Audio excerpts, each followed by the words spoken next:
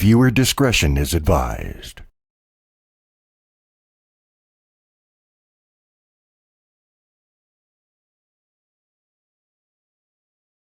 What's up, guys? So today I want to make a video about something I was kind of thinking about while I was cleaning up the studio. So past couple weeks I've made a mess, put my crap everywhere, and I'm going through and I'm cleaning stuff up today, and it occurred to me that like I have a core couple cameras that I've had for so many years, and you know, I find that amazing because like I've bought and sold so many cameras on eBay. It's really ridiculous. But I have a core group that I've had for quite a while, and these I'm going to dub as my never sell cameras.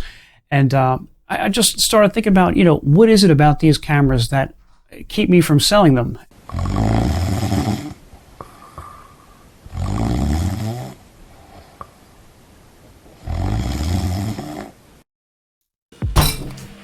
So the first up on the list, and probably my favorite camera, hands down, would be the F3. It's just a shootable camera. But, you know, one of the major things that I love about this camera, and it's kind of, I don't know, not a big feature, but, you know, one of the favorite features that I like about it is this multiple exposure lever here. I can take, you know, 2, 3, 10, 20, as many as I want, really, exposures on the same frame very easily with this camera, you know, just by activating this little lever here. I love the design. It's built like a tank, and the meter is spot on. It looks good.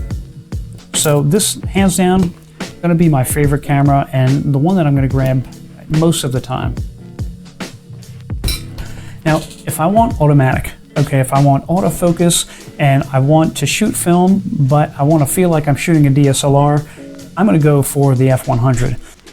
You know, this thing, it's also, the build quality is just crazy. The ergonomics on this thing, man, like I have a D750, it just feels, it's so good, man. It just feels great in the hand. This little bump out here on the grip is wonderful.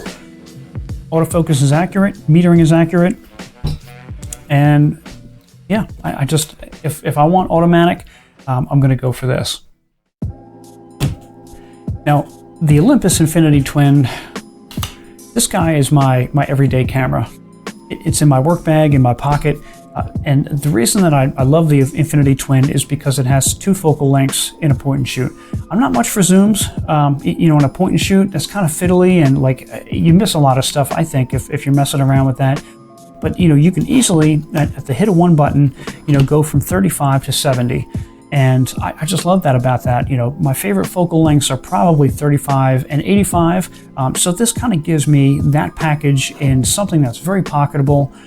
The images come out, you know, they're fairly sharp. They're not the sharpest. It's not like a Miju or Miju, I don't know how to pronounce it. MG, whatever. You know what I mean? You know, those little guys, right? It doesn't have the image quality that does. But you know what? I'll compromise a little bit for convenience. And recently, this actually, I'm going to have to retire it because the motor and the winder are starting to get real kind of fussy on it. So I picked this up, which is the younger brother of the Infinity Twin. It's the Infinity Tele. And as you know, same design, the 3570. It's not water resistant like the Infinity Twin is, but it's a couple years newer. What I did is I put an alert out on Google for a new Infinity Twin, and this popped up in my feed. So it's in like new condition, came with the box. So hopefully I'll get a couple years out of this then, and I can retire this guy.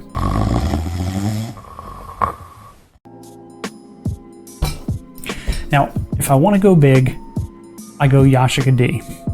This thing it's a beast. It's Beauty and the Beast because, I mean, man, it's beautiful. It really is. Just the craftsmanship of some of these old cameras, it's beautiful. But yeah, this thing is a tank. I've thrown this in, not thrown it actually, I slipped while I was hiking. This thing flew in the air, came down on a rock, kind of dinged up the top here.